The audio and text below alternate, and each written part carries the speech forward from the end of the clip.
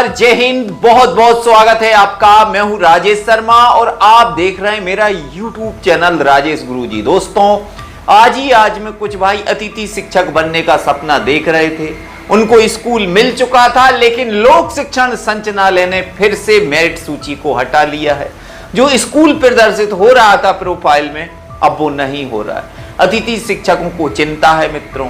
ये तो ऐसा हाल हो गया जैसे कि मैच जीत रहे हैं और 1 रन ले रहे हैं और बीच में ही रन आउट हो चुके हैं। भाइयों, अब मैं आपको बताना चाहता हूं कब होगी मेरिट लिस्ट जारी, कब होंगे स्कूलों के आवंटन। हालांकि मेरी बात पर आप लोगों ने ध्यान नहीं दिया।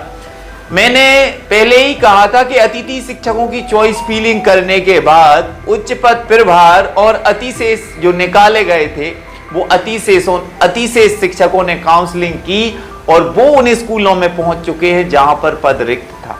GFMS पोर्टल पर तो पद रिक्त दिखा रहा है, लेकिन पद रिक्त है नहीं।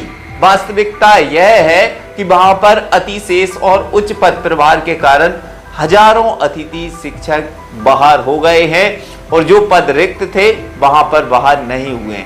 अब आप सभी को बताना चाहता हूं, अगर आप इंतजार कर रहे हैं मेरिट सूची का, तो यहां पर पदों की काउंटिंग होगी और फिर से जानकारी मांगी जाएगी कि कौन से स्कूल में पद रिक्त है। वहां पर स्कूल फिर से जारी होंगे। भाइयों, ये अतिथि शिक्षकों की भर्ती जुलाई से चल रही है। 25 जुलाई को पहला आदेश आया था। इसके बाद में 31 तारीख तक काम शुरू नहीं हुआ। फिर 31 से ज्वाइनिंग थी 5 तारीख, फिर 31 से 1, 2, 3, 4, 5 यानी 5 दिन तक पोर्टल मेंटेनेंस पर चला गया। इसके बाद में 12 अगस्त से पूर्व में कार्यरत अतिथि शिक्षकों की ज्वाइनिंग शुरू हुई थी, लेकिन किसी का रेफरेंस कोड नहीं मिला, किसी का पद ही शो नहीं हो रहा था। इसी के चलते दिनांक में वृद्धि होती रही और लगातार तारीख बढ़ती रही। आखिर तारीख पर तारीख ये चलता आ रहा है लोक शिक्षण संचालय से। आज बहुत से भाइयों में हलचल मच गई। YouTube पर भी तमाशा होने लगा था कि मेरिट सूची जारी हो गई।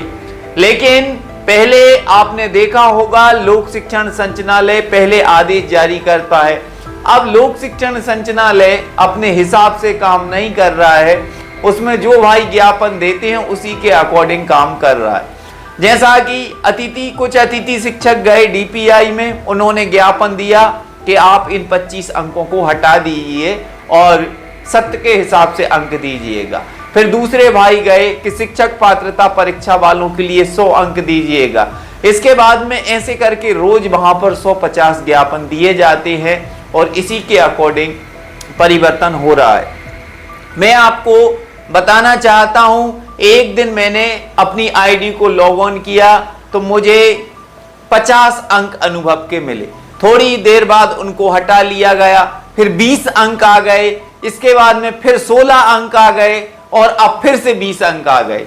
तो ये चल रहा है भाइयों। अभी ये क्लियर नहीं है। नवंबर दिसंबर में जाकर अतिथि शिक्षकों की 2-3 महीने के लिए आपकी भर्ती कर ली जाएगी, बाद में आपको फिर से हटा दिया जाएगा। मैं तो आपसे ये कहना चाहता हूं, अगर आप पहली बार अगर ज्वाइनिंग कर रहे हैं, अगर आपके लिए कोई दूसरा जॉब मिल रहा है, कोई दूसरा रोजगार मिल रहा है, तो इससे 100% अच्छा है। उन अतिथि शिक्षकों से पूछिए जो 16 साल पढ़ाने के बाद घरों में बैठे हैं। ये आपके साथ भी हो सकता है, क्योंकि ये वैकल्पिक व्यवस्था सरकार बनाकर रख रही है। इससे कोई स्थायी रोजगार नहीं मिल पा रहा है। अब वो अतिथि शिक्षक तो बेचारे क्या करें, उनको और कोई दूसरा काम नहीं हो सकता। 50 साल के वो हो चुके हैं। उनका कहना है कि सरकार हमें ही कोई स्थायी रोजगार दे, लेकिन वो भी सरकार नहीं दे रही है। और अब अतिथि शिक्षक बनना आसान नहीं है। एक बार स्कूल से हटने के बाद डबल से कोई भी भाई अतिथि शिक्षक नहीं बन पाएगा, क्योंकि अब टोटल काम DPI लोक शिक्षण संचालय से हो रहा है। और अब लाखों अभ्यर्थियों ने चॉइस फिलिंग कर दी है। यानी एक स्कूल की अगर चॉइस की बात करें तो 200 से 300 अभ्यर्थियों ने चॉइस फिलिंग की है एक स्कूल में। अब आप बताइए, वहां पर एक वैकेंसी खाली है, कौन कौन वहां पर करेगा। आज कई भाई रो रहे थे कि सर मेरा 215 है, मेरा नाम नहीं आया। लेकिन भाइयों अब तो हो सकता है कि 215 वाले का भी नाम ना आए, क्योंकि अभी जो काउंटिंग थी वो टोटल पहले पद खाली थे उन पर थी। अब यहां पर अतिशेष और उच्च पद प्रभार और इसके बाद में ट्रांसफर फिर से चालू करेंगे।